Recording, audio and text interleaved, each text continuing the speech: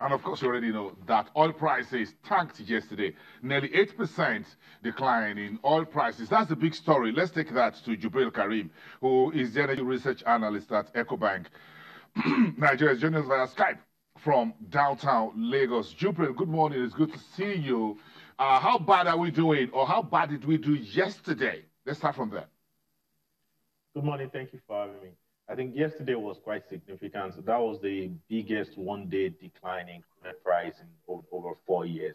Our crude oil price slid to around $65 per barrel, dropping about 7% in a single day, and that makes it about 9% decline in just 2 days this week.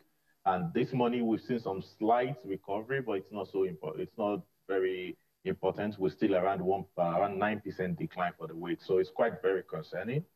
And all this is emanating from issues surrounding excessive supply in the market and the inability of OPEC to actually agree to a cut due to pressure from the United States. Yeah, do you think OPEC is now caught in the crossfire with Washington when it comes to output, production, market supply, and where prices go from here?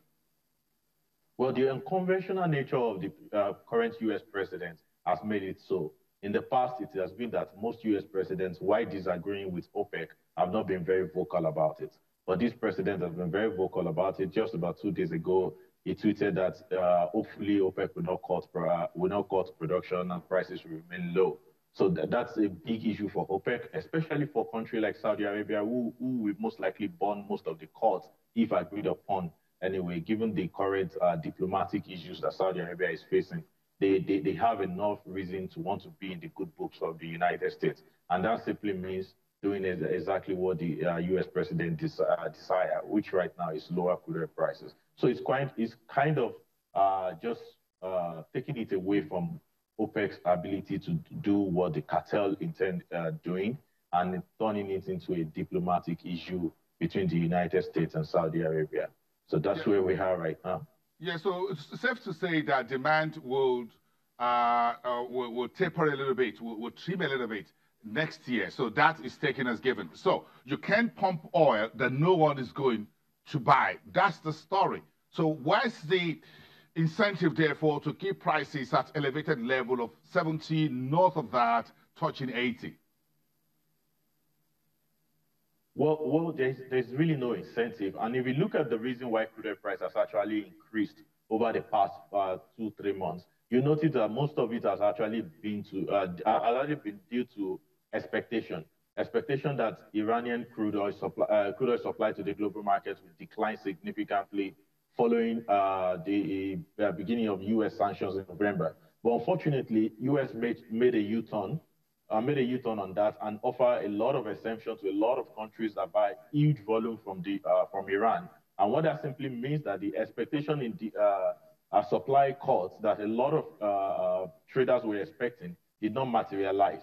So that means this supply will still remain in the market, and OPEC who have also responded by increasing production has also added more barrels to the market.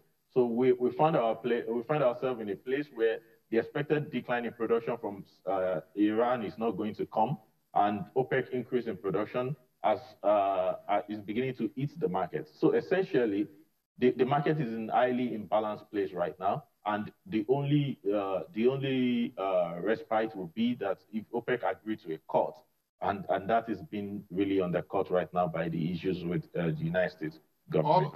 Yes, all of these, Jubil, happening before the next meeting, and most likely the final meeting in 2018 by OPEC, which is in the first week of December. So do you think OPEC plus one, which means Russia, has any tools left in the box to try and stave off the pressure from the Trump administration when it comes to what happens next?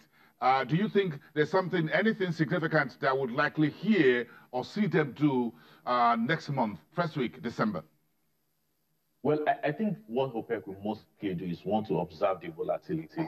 It has been a huge swing, and it has been positive, it has been negative. So really, the panic button is not there yet, because as much as the decline has been very highlighted, we also have to highlight the positive movement in the past 2 months as well. So the most like given the issue with the U.S. government, they most likely want to see where crude oil prices would be by the end of November, and that will inform the decision. But if we see crude oil price trending towards lower 60 between 60 and dropping below 60, we're most likely definitely going to see an OPEC cut in December.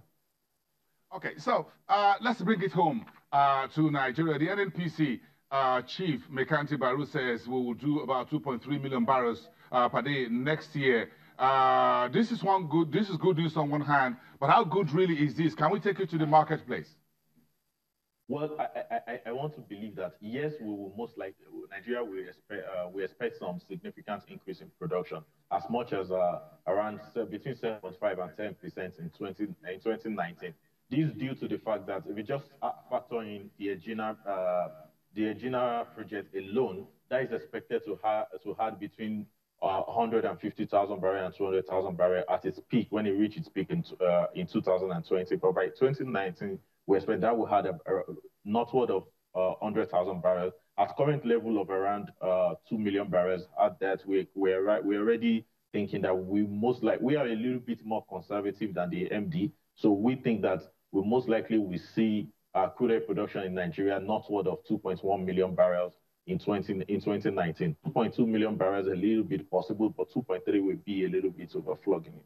But if we add the condensate to that, will that take us to 2.3? And if we hit 2.3, what happens? What happens to our exclusion from the current cutback among OPEC members? What you have to understand that the current volume of 2 million barrels that we're producing is actually inclusive of the condensate, which crude oil alone is only about 1.7 million barrels. So when we're saying our expectation is around 2.1, 2.2 million barrels for 2019, we've also factored in the condensate at that level. But what we begin to see is that because the production from Egina field will most likely be purely crude, around and adding 150,000 to Nigeria production, pushing us to around 1.8, 1.9 million barrels of pure crude oil. But most likely will be involved to some certain extent if OPEC decide to agree on a cut in December. Maybe it would be in the region of around 30,000, 40,000 barrels, but most definitely Nigeria will be included in that. Well, the circumstances that led to the exemption of Nigeria when the first cut was agreed on are no more in place. Nigerian production has recovered significantly. Jibril Karim, let's leave it there for today. I'm watching oil prices. Brent crude is still going a little bit in the negative territory as we speak. Let's leave it there for today. Let's keep our eyes on the oil market for the rest of today and for everyone who's got business in that field. Thank you very much from EcoBank Nigeria Energy Research Analyst.